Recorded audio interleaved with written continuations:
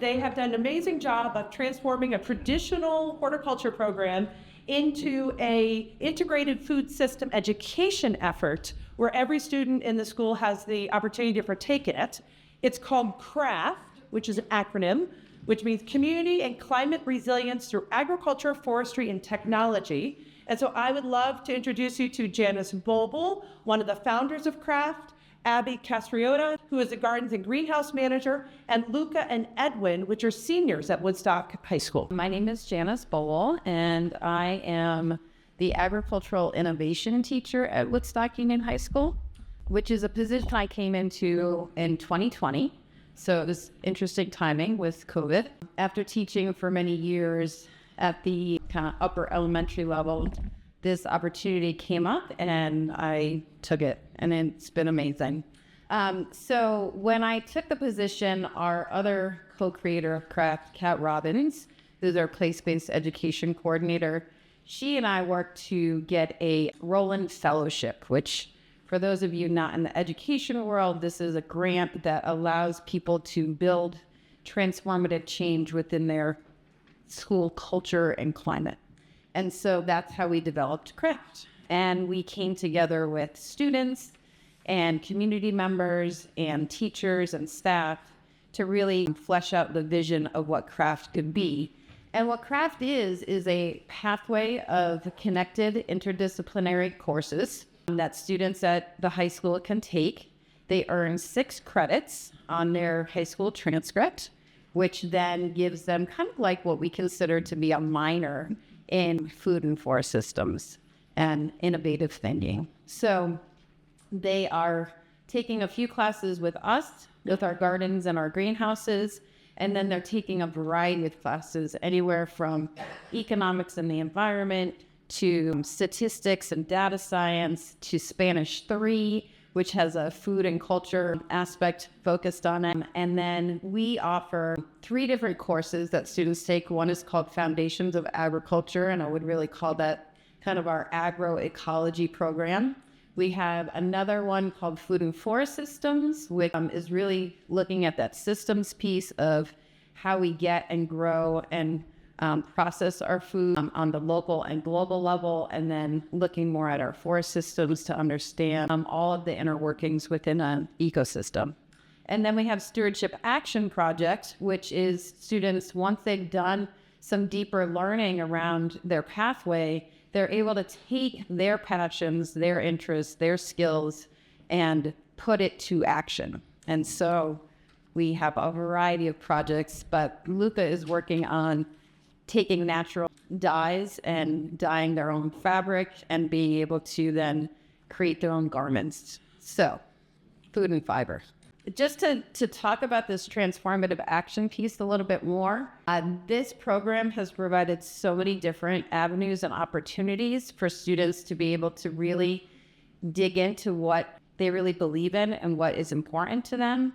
And so we have made a variety of partnerships from some local farmers like Cedar Mountain Farm. We do agroecology and pollinator hedgerows and learn about their regenerative agriculture practices, to our local national park where we've done a bunch of different citizen science efforts, to our own gardens and greenhouses where we're really moving towards a more sustainable model of being able to grow some of our own food and incorporate that into cooking with students and having students try new things and learn how to produce some of their own food in their own backyard.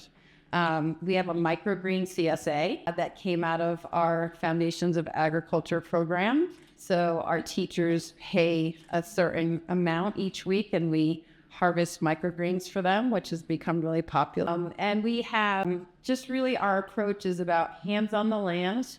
So getting your hands dirty is a part of food and forests, and really just having a different way of learning that's not just sitting and listening and absorbing, but actually doing.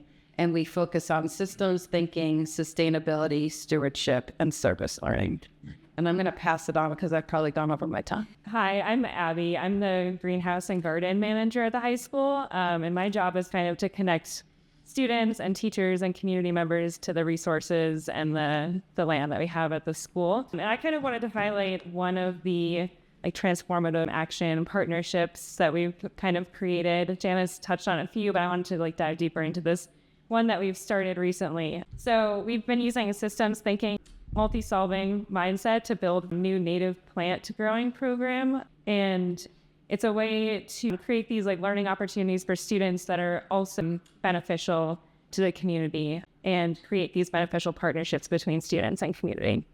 So students in our food and forest systems learn about the ecological importance of native plants and learn about the whole process from collecting the seed to cold stratifying to dividing to actually selling those plants. It's hopefully a skill that they can take into their future, whether it be on their own little piece of land or in their careers. So these students, after they learned about the native plants, they invited the second graders from our district to the high school to learn about native plants and pollinators. And believe it or not, this aligns with the second grade literacy standards. So teachers were able to fit that into curriculum. And then these second graders then got to take these native plants home to their schoolyards to create kind of a plot where they could be the stewards of these plants throughout their elementary school. Okay. And students have also been sharing this knowledge with community members through outreach and workshop programs that so then we also sell these native plants to community members and organizations at an accessible price. And this has become a sustainable way to fund our department. It's expensive to run gardens and greenhouses at a school. So this has become a sustainable way to fund that. And it also helps to fill the gap in our community, a place where people can buy native plants that are local ecotype and that are not coming from these large-scale nurseries that are likely treated with systemic pesticides. So we've been trying to fill that gap in our community. And it also gets these plants out beyond our school campus and into our town and beyond, which benefits the ecosystems. And this project has opened up many community connections for students. Students have been working with the Conservation District to plan a riparian restoration project. They've also been working with Sustainable Woodstock to rewild a section of our East End Park using these native plants that the students actually grew. They've also been collecting data on plant and pollinator interactions and then sharing that data, that community science data on projects that Vermont Center for Eco Studies is doing and iNaturalist. And as a result of these connections, I'm talking with a lot of folks in our community and organizations who are interested in native plants and trying to figure out a way to create a native plant seed network. So it's been really that kind of forming just now. So if you're interested in native plants, let me know. We can definitely talk about ways that we can make that happen. So I'd like to hand it over to Edwin and Luca, who are two seniors in the craft program, and they're going to kind of talk about these experiences that they've had in the program and how that has helped to shape their future path. My name's Luca. I'm a senior at Woodstock Union High School, and I'm part of the craft program. I'd like to talk about a few of the community connections and opportunities I've been able to have because I've been part of. One of the biggest ones for me was this past summer. I was able to intern at the national park in our Marsh Billings Rockefeller National Historical Park. I was a career exploration and I got into this because of Kat Robbins, who is one of the founders of Craft and who's a connection between the school and through that internship, I got to dig into all of the different parts of the National Park Service and see what actually goes on behind the scenes in both the interpretation part and visitors, but also all of the science that goes on. I got to participate in taking water quality data and working on trails and working with gardens. And that was super cool. But the most important part to me, I found, was all of the people I got to meet. I got to talk to a lot of different employees and people in the National Park Service and learn about everything they do, which was incredibly valuable to me. And I'll get back to that later. I also interned at the garden at our school with Abbie. And I also got to develop a lot as a person through that. I got to get my hands dirty.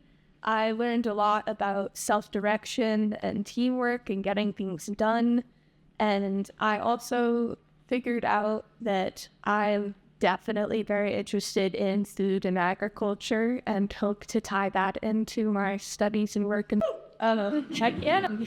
And other things we've gotten to do through craft is we have career panels of different community members who come to our school and talk about what they do and how they got there, which is super interesting. Just yesterday, actually, we had a career panel of different people in the community who work in environmental policy, and that was incredibly interesting and definitely eye-opening to different career options. We also take through classes different field trips. One of those was going and seeing horse logging at the national park for the Food and Forest Systems class, and that led to more connections for me because that led to me volunteering at the national park in the natural resources department and eventually to that internship I did. Future choices for me, I definitely, because of the craft program, have found I'm very interested in environmental and climate focused studies. I really hope to continue that passion for environmentally and sustainability focused work. I'm hoping to go to UP because they have really good studies for environmental and agriculture focused stuff there. And I also might do environmental science or forestry, I don't really know, but through all the opportunities I've had, I've been able to learn that uncertainty is okay. And I have time to figure it out because so many folks I've met through the career panels, through internships, have had very windy paths.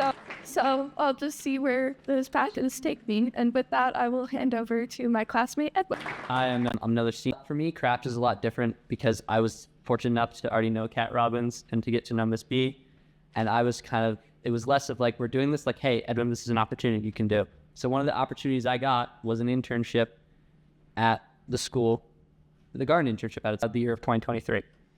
And some of you may know that same year, Vermont had a very big flood and it took out our garden.